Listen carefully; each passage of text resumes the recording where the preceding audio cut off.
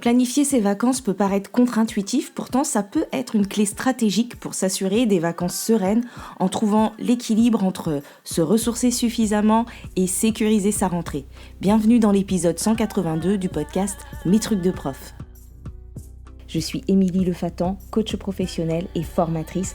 J'accompagne les profs et les professionnels de la pédagogie à retrouver confiance en eux et à y voir plus clair dans leur métier, à retrouver de l'énergie et du sens au quotidien. Et dans ce podcast, on réfléchit, on se questionne et on partage des clés concrètes pour pouvoir mieux vivre son métier, nourrir sa pratique et remettre du bien-être dans son quotidien de prof. Alors si tu as envie de prendre un temps pour toi, de souffler un peu et de réfléchir à ta façon de travailler ou à ta vie de prof, mets tes écouteurs, installe-toi confortablement et c'est parti.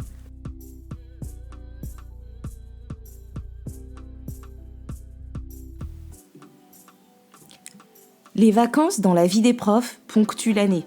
Elles sont enviées par beaucoup, fantasmées aussi, et tout le monde imagine les profs en train de se dorer la pilule pendant que le reste du monde du travail se tue à la tâche au travail. Mais vous êtes prof et vous savez que ce n'est absolument pas le cas. Pourtant, les vacances sont un élément non négligeable à prendre en compte dans votre bien-être professionnel et personnel et sans culpabiliser de le faire. Ça pourrait, comme je le disais en intro, paraître contre-intuitif de vouloir programmer et planifier ses vacances parce qu'on se dit que c'est le moment de lâcher, sauf qu'il y a vraiment une stratégie à mettre en place autour des vacances. Donc commençons par déjouer les 3 pièges des vacances. Le premier piège, c'est d'attendre les vacances pour vouloir se reposer. Le second piège, attendre les vacances pour pouvoir faire tout ce qu'on n'a pas eu le temps de faire hors vacances. Et le troisième piège, c'est de ne pas avoir d'objectifs réalistes pour les vacances. Donc, le premier piège, attendre de se reposer pendant les vacances. C'est intimement lié à ce qu'on observe souvent. Je ne sais pas si vous avez remarqué, il y a de nombreux profs, mais pas que d'ailleurs, qui attendent, et je mets de grosses guillemets, les vacances pour tomber malade. Donc je mets de gros guillemets parce que, évidemment, on n'attend pas consciemment les vacances pour tomber malade, mais c'est assez symptomatique de ce qui se passe en réalité.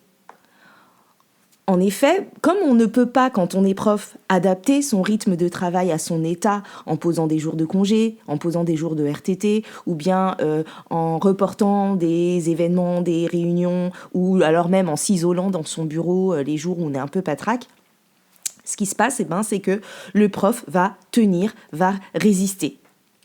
Et bien souvent, la dernière semaine avant les vacances, on se stresse davantage, parfois en se mettant la pression pour tout finir, pour avancer le plus possible. On pense qu'on est en retard et on essaye de faire le plus de choses possible avant les vacances.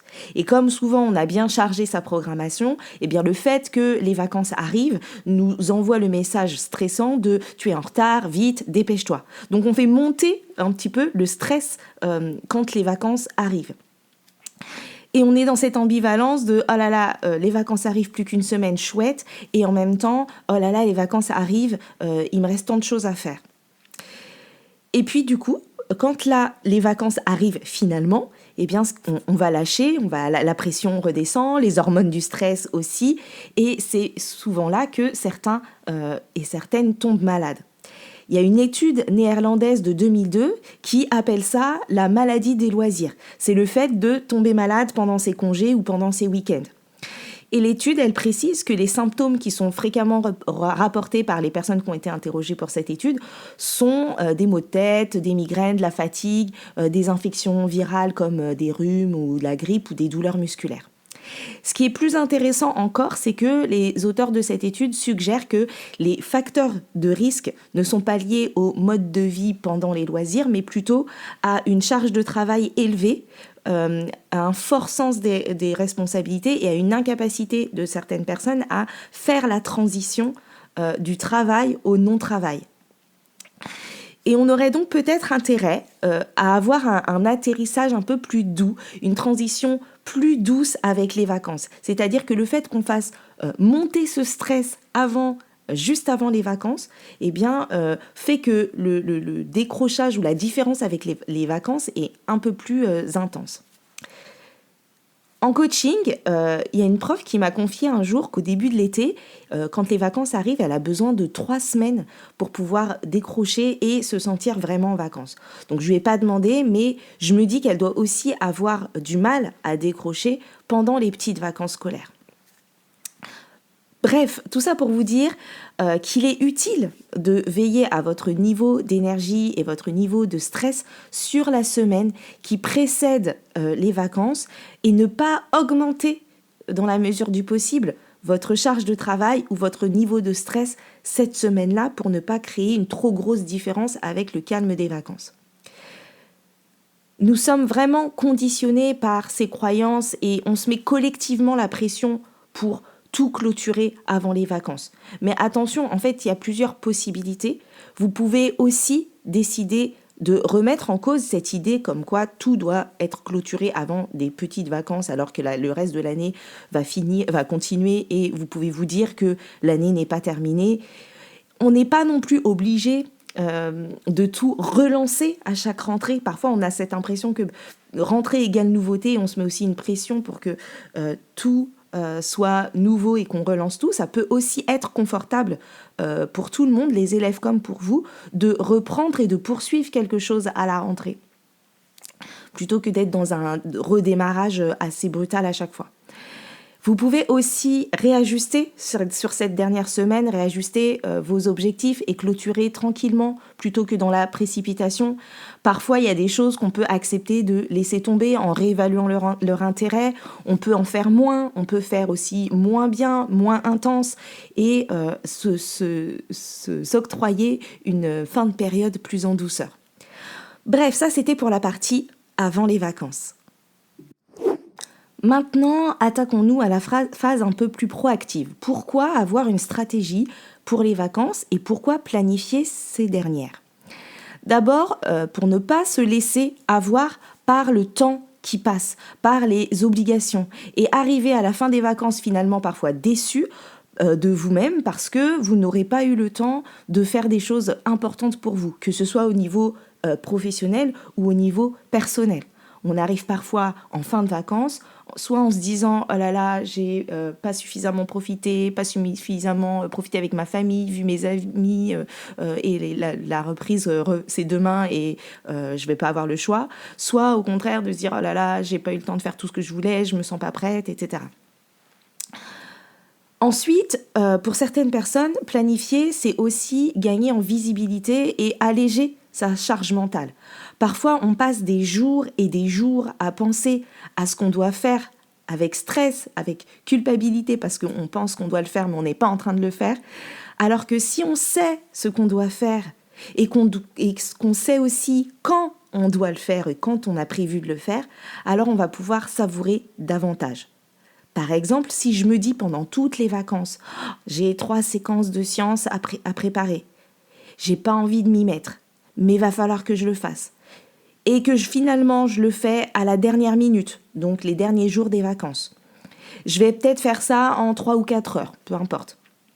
Mais finalement, j'aurais fait ça en 3 ou 4 heures et j'aurais passé presque 15 jours à y penser. Alors qu'à l'inverse, si dès le début des vacances, j'ai défini que j'avais besoin de 3 heures pour faire ces séances et que je les place volontairement le dernier vendredi des vacances, parce que je sais que j'aurais pas envie de m'y mettre avant, eh bien je n'y pense plus parce que je sais que j'aurai le temps de le faire et que ce sera fait et que je sais quel jour je vais le faire. Donc c'est ça le premier intérêt de pouvoir planifier ses vacances. Enfin le deuxième en tout cas. Donc de s'alléger la charge mentale. Un autre avantage à planifier ses vacances, c'est d'avoir une idée objective du temps qu'on peut consacrer aux choses et pouvoir ajuster ce qu'on veut faire tout en priorisant. Souvent, j'accompagne des personnes qui me disent qu'elles s'éparpillent. Moi aussi, je peux m'éparpiller quand j'ai pas de stratégie, quand j'ai pas d'objectif, quand je ne sais pas par où commencer. Et planifier ses vacances, eh bien, ça permet de voir le temps dont on dispose, de décider du temps qu'on veut et qu'on peut objectivement consacrer aux choses. Et ça, tout ça, ça va nous aider à prioriser. Donc, savoir sur quoi on peut consacrer du temps, ça permet de décider en conscience de ce qui est à privilégier pour nous.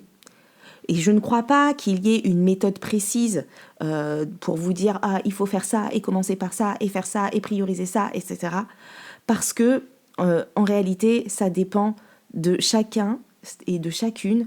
Ça dépend de notre contexte de vie, de notre contexte familial. Ça dépend de notre façon de travailler, de notre niveau d'expertise ou de notre ancienneté sur notre niveau ou dans notre matière ou dans notre école.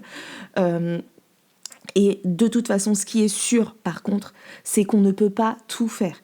On ne peut pas, sur des petites vacances, planifier, tout préparer pour ne plus rien avoir à faire pendant la période. Donc il va falloir avoir ça en tête pour sortir des illusions et pouvoir s'autoriser à ne pas tout faire. Et se sentir aussi satisfait à la fin des vacances. Parce que la dernière chose, c'est que quand on planifie ses vacances, ça permet parfois d'éviter le gros spleen du dernier jour des vacances où on regrette de ne pas avoir suffisamment profité, où on a l'impression de ne pas avoir suffisamment travaillé, parce qu'on n'est pas arrivé au bout de notre énorme et impossible to-do list. Parce qu'on s'était dit qu'on allait pouvoir tout faire, parce qu'on n'avait pas mal évalué ce que c'était que 15 jours de vacances et au final, on n'a pas atteint les objectifs irréalistes qu'on s'était fixés et on s'en veut parfois d'avoir trop travaillé et pas profité en famille ou alors de ne pas avoir mis le pied dehors parce qu'on a l'impression d'avoir travaillé pendant toutes les vacances ou de ne pas avoir finalement sécurisé suffisamment les choses qui nous feront vraiment gagner du temps. Je le disais dans d'autres épisodes, c'est pas le premier épisode que je fais sur les vacances, j'avais aussi fait l'épisode 56 et l'épisode 112, et dans un de ces épisodes, il me semble que je vous raconte que j'ai une fois travaillé pendant presque toutes les vacances sur des gros projets que je m'étais fixés, et au final, arrivé à la fin des vacances, la veille de la rentrée, j'avais finalement pas préparé les premiers jours. J'avais finalement pas sécurisé le début de la période, alors que à côté de ça, j'avais travaillé pendant toutes les vacances. Donc planifier ses vacances, c'est vraiment prendre le temps déjà de faire le point sur ce qui vous est arrivé, ce que vous avez vécu, tout ce que vous avez fait pendant la période écoulée, de déterminer ensuite ses besoins personnels et ses besoins professionnels, de prendre conscience du temps objectif dont on dispose. C'est définir ce qui compte vraiment pendant ces vacances-là. Et c'est faire tout cela en fonction de soi, en fonction de ses obligations personnelles, sans calquer ce que font d'autres personnes. Planifier ses vacances, finalement, ça permet vraiment de dessiner des vacances qui vous satisferont. Donc, en résumé, l'idée, c'est vraiment de ne plus subir les vacances et de les voir filer sans avoir la main dessus. C'est vraiment l'idée de s'offrir une transition douce que votre corps mérite et en même temps de planifier ce dont vous avez besoin pour tranquilliser votre rentrée. Donc, planifier en conscience ce qui est vraiment essentiel pour vous. Et si vous avez envie d'être accompagné pour planifier vos petites vacances, je vous ai préparé un petit programme de vidéos pas à pas pour vous aider à faire le point sur votre période, sur vos besoins et vous accompagner dans la planification. Donc c'est un petit programme en 3 modules vidéo d'environ 1h30 en tout, qui est accompagné d'un workbook. Le prix de lancement est de 27 € et si ça vous intéresse, rendez-vous sur metrucsdecoach.fr/kiffe-tes-vacances. Tout collé, kiff avec un E. metrucsdecoach.fr/kiffe-tes-vacances.